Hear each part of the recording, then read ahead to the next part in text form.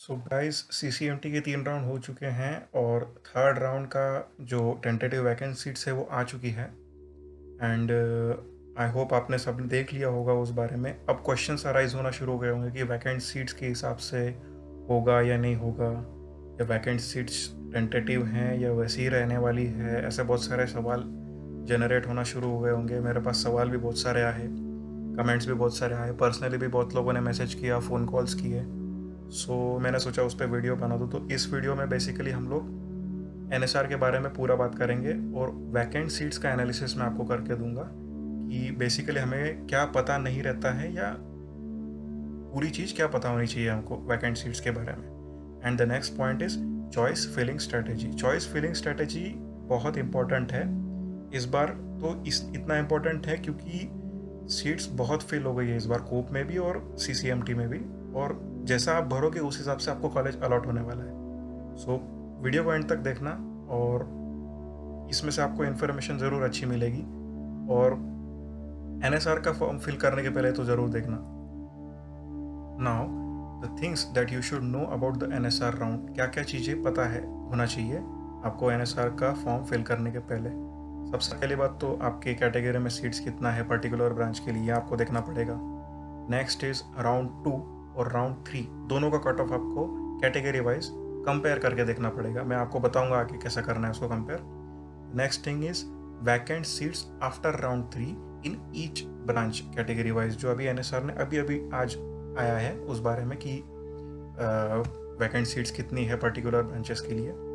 And next point after this जो आपको note करना है कि कट ऑफ इंक्रीज होगा या डिक्रीज होगा। बहुत सवाल देखेंगे तो बहुत सारे सवाल देखेंगे जैसे कि कट ऑफ इंक्रीज होगा या डिक्रीज होगा। अब इसमें मेन बात ये बताना चाहूँगा यहाँ पर मैं, actual round 3 cut off for interdisciplinary branch जो है, इंटरडिसिप्लिनरी ब्रांच का वो कम होगा या ज़्यादा होगा ये डिपेंड करता है कि आपके ब्रांच के लिए वैकेंसी कितना है। अगर 20 का इंटेक है, 20 में से अगर आपके ब्रांच को फॉर एग्जांपल किसी एक ब्रांच के लिए मैकेनिकल की भी एलिजिबल है और मटेरियल साइंस भी एलिजिबल है, तो मटेरियल साइंस की सीट्स फिक्स रहेगी मैट्रिक्स में और मैकेनिकल और मटेरियल साइंस की एक साथ इंक्लूड नहीं होगी, दोनों का अलग अलग कट ऑफ लगेगा। तो जो लोवेस्ट स्कोर है वो आपको नज़र आता है। तो लोवेस्ट स्कोर तो मटेरियल साइंस का रहता है और आपको मिलेगा मिलेगा नहीं सीट। तो ये जानना बहुत ज़रूरी है। Next point is new competitors candidates applying directly for NSR. ऐसे कई बंदे रहते हैं जिनने केवल कोप में अप्लाई किया है, कोप में मन लायक नहीं मिला तो चलो एनएसआर का हम लोग स्पॉट राउंड भर देते हैं। तो ये लोग आपको कम्पीट करेंगे। ऐसे भी रहते हैं जिनने कुछ भी नहीं भरा है, अब जाके फिर वो एज ए न्यू कम्पिटिटर आपके लिए उतरेंगे जो डायरेक्टली एनएसआर के लिए एंटर हो रहे हैं। अगर उनका स्कोर अच्छा है तो वो भी आपके साथ कम्पीट करेंगे। तो अब क्या होगा, सीट्स कम और कंपटीशन ज़्यादा हो गया। The next point is category candidate with good score gets promoted for regular seat. अब ये क्या बात है, ये एक्चुअली कैटेगरी अपग्रेडेशन का है। ये आपको मैं आगे बताऊंगा वीडियो में। अब आप जो चॉइसेस फिल करने वाले हो उसका ऑर्डर क्या होना चाहिए। अब वैकेंट सीट्स के हिसाब से कभी ये भरना नहीं है, आपके इंटरेस्ट के हिसाब से और प्लेसमेंट पॉइंट ऑफ व्यू आपको लॉक चॉइसेस भरने हैं। एक मैंने सीक्वेंस बता दिया है, ज़रूरी नहीं है कि इसको ऐसे ही रखना है, आप आपके हिसाब से उसको चेंज कर सकते हो।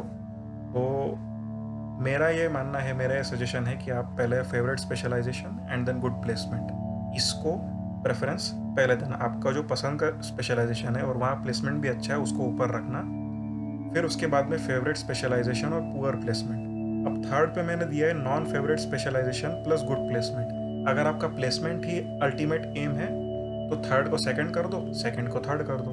अगर आपको ऐसा है कि प्लेसमेंट थोड़ा कम है तो चलेगा, मैं वहाँ पर एफर्ट मार लूँगा, लेकिन मुझे स्पेशलाइजेशन फेवरेट चाहिए कि 2 साल में जो पढ़ रहा हूँ वो मुझे अच्छा चाहिए।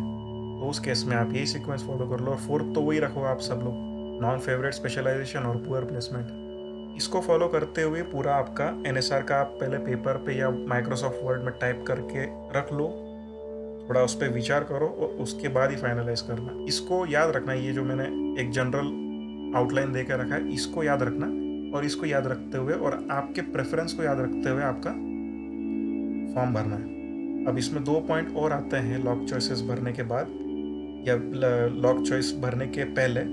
प्लेसमेंट्स में very due to current situation and future requirement. अब ये थोड़ा सा टॉपिक ऑफ डिस्कशन बहुत महीनों से फेसबुक पे और बहुत सोशल मीडिया पे चल रहा है कि प्लेसमेंट वेरी होगा नहीं होगा, या प्लेसमेंट होगा भी या नहीं होगा। तो ये थोड़ा सा एक ट्रिकी क्वेश्चन ही कह सकता हूँ मैं। लेकिन हाँ, आप प्रीवियस कट ऑफ्स पे या प्रीवियस इस पे जा अभी नहीं सकते, क्योंकि अभी आपको करंट कट ऑफ मिल चुका है सेकंड राउंड और थर्ड राउंड का। तो उस पर रिलाय करना है, प्लेसमेंट को देखना है और कॉलेज को भी देखना है। और प्लस मैं ये कहना चाहूँगा कि फेवरेट स्पेशलाइजेशन को इसलिए देखो क्योंकि लॉन्ग टर्म पर्सपेक्टिव में आपको एमटेक करना है। See the long term perspective as well. आपको सिर्फ 2-3 साल या कुछ टाइम के लिए नहीं करना है ये, लॉन्ग पर्सपेक्टिव में। अगर आप कहीं 2-3 साल काम भी करते हो जहाँ प्लेसमेंट हो जाता है, उसका आपको जो एक्सपीरियंस है वो आगे काम आना चाहिए। तो उस हिसाब से स्पेशलाइजेशन लेना चाहिए। या तो सिर्फ आपको मिल रहा है और आप घुस रहे हो, तो 2 साल बाद आप जॉब छोड़ दोगे and you will and up with something else. तो वो होने नहीं देना है। तो ये बातें 3-4 बातें ध्यान रखो और उसके बाद ही चॉइसेस भरना। अब वैकेंट सीट्स के बारे में थोड़ा सा मैं आपको बता दूं कि वैकेंट सीट्स आर टेंटेटिव, ये मैंने बता दिया। And field seat in regular round can get vacant internally by category upgradation. हाँ, ये मैंने स्टार्टिंग में आपको बताया था कि मैं अभी डिस्कस करूंगा। अब कैटेगरी अपग्रेडेशन क्या होता है कि अगर किसी कैटेगरी वाले बंदे का स्कोर अच्छा है, डिसेंट स्कोर है, तो अगर कट ऑफ में वो एलिजिबल है कि उसको जनरल का सीट मिले, तो वहाँ पर उसका एलोकेशन हो जाता है। ये इंटरनली होता है, बहुत रेयर होता है ये, मतलब चांस बहुत कम रहता है ये। लेकिन अगर हुआ तो वो सीट वैकेंट हो जाएगी और आपको चांस मिलता है। तो स्कोर कम है तो होप लूज नहीं करना है कि मेरा स्कोर तो कम है मुझे तो मिलेगा नहीं, ऐसा नहीं करना है। फिल सब करना है, fill all the options irrespective of vacancy, सब भरना है और होप छोड़ना नहीं है। Next, regular seat gets cancelled if allotted in NSR.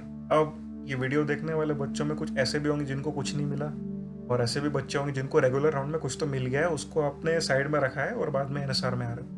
तो अब एनएसआर भरते वक्त ये ध्यान रखना कि एनएसआर में अगर आपको कुछ मिल गया तो जो फ्रीज की हुई सीट है वो चली जाएगी। ऐसा ऑप्शन नहीं रहेगा कि मैं दोनों में से कोई सी एक चूज कर लूँ। वो बाय डिफॉल्ट इंटरनली आपकी सीट लूज हो जाएगी और किसी दूसरे बंदे को अलॉट हो जाएगी। तो भरते वक्त ऐसे ही भरना है कि आपको जो मिला है उससे अच्छा ऑप्शन भरना है। Fill all the option irrespective of vacancy, तो मैंने बता दिया। अब आते हैं एनालिसिस पे। मैंने आपको बताया था कि राउंड 2 और राउंड 3 के कट ऑफ आपको चेक करना है। तो मैं आपको एक एग्जाम्पल से यहाँ क्लियर कर देता हूँ, तो आप भी कर सकते हो फिर वो। अब यहाँ देखो, राउंड 2 और राउंड 3 में 674 और 654, 674 और 654, इन लोगों का चेंज नहीं हुआ था। 642 637 भी चेंज नहीं हुआ था। लेकिन 617 वाला कोई था, उसको कुछ मिल गया और वो चला गया। अब उसकी जगह आया 611, ये वाला ऊपर आ गया है। और 613 की जगह 600 और 598 वाले नया है। मतलब दो ही लोगों को मिला। अब राउंड 3 में इन बंदों ने अगर रखा होगा अपना फ्रीज करके, तो आपको वैकेंसी नहीं दिखेगी।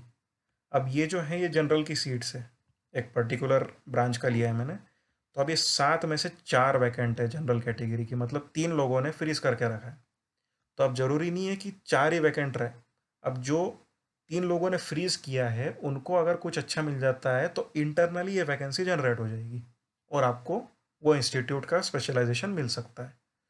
Therefore I said that the vacant seats are tentative. ये टेंटेटिव ही रहेगा, और अगर अपग्रेड होता है तो दूसरा बंदा डेफिनेटली लेगा। तो चार तो रहेगी, 4 से ज़्यादा भी हो सकती है, तो चांस बनता है। और इस बार तो 2 राउंड है एनएसआर में, तो और भी ज़्यादा चांस बनता है। इस बारे में ध्यान रखना। और ये कैटेगरी अपग्रेडेशन का यहाँ पर मैंने ये स्क्रीनशॉट दिया है कि आपको इंश्योर हो जाए कि मैंने वहीं से लिया है। यहाँ पर लिखा हुआ है, however candidates with willingness as freeze will also be processed only for category upgradation without changing the seat allotment. अब क्या होगा, किसी ने फ्रीज करके रख लिया और वो एनएसआर में नहीं आना चाहता, ऐसे भी कोई हो सकते हैं। उसका अगर स्कोर अगर डिसेंट है तो वो कैटेगरी अपग्रेडेशन में जनरल में शिफ्ट हो जाएगा, तो वहाँ पर भी वैकेंसी जनरेट होती है। तो जितना दिखता है वैसा कुछ है नहीं, चांसेस बिल्कुल हैं। 2 स्पॉट राउंड है और बिल्कुल भरना है एनएसआर। अगर कम स्कोर है, मॉडरेट स्कोर भी है, तो भरना तो है ही। और जितने भर सकते हो ऑप्शंस उतने भरना है। बिल्कुल ऐसा कुछ रखना नहीं है मन में कि मेरे को मिलेगा नहीं, वैकेंट सीट्स कम है, 1 है, 0 है, ऐसा कुछ रखना नहीं। इंटरनली अगर वैकेंसी जनरेट हुई तो आपको इंस्टीट्यूट अलॉट हो जाएगा। ये मेरे को शेयर करना था, ऐसा लगा था, क्योंकि मेरे को आ रहे थे बहुत सारे मैसेजेस भी आ रहे थे कि एनएसआर में क्या होता है, कैसे होता है, वैकेंट सीट्स के बारे में बताओ। तो मैंने सोचा एक वीडियो बना दूंगा तो सबको मदद हो जाएगी उस बारे में। इसको एप्लीकेंट्स के साथ शेयर जरूर कीजिए, क्योंकि ये इन्फॉर्मेशन नहीं मिलती। पिछले वीडियो का भी ऐसे ही हुआ था, इन्फॉर्मेशन नहीं थी कई बच्चों के पास। तो ये इन्फॉर्मेशन होनी चाहिए आपके पास। मैं और भी गाइडेंस के लिए वीडियोस बनाते रहूँगा, जिनके स्कोर कम हैं या मॉडरेट लेवल पे हैं और कुछ मिला नहीं है, या कुछ प्रॉब्लम्स हो गई है, कुछ इश्यूज है, कुछ एग्ज़ाम देनी है, तो उस बारे में भी मैं डिस्कस करूँगा। And opportunities after the end of MTech rounds भी मैं शेयर करने वाला हूँ, उसके ऊपर भी वीडियो बनाने वाला हूँ कि आगे क्या करना है। So all the best for your NSR round, and I hope आपको एक अच्छा सीट मिल जाए। Thank you.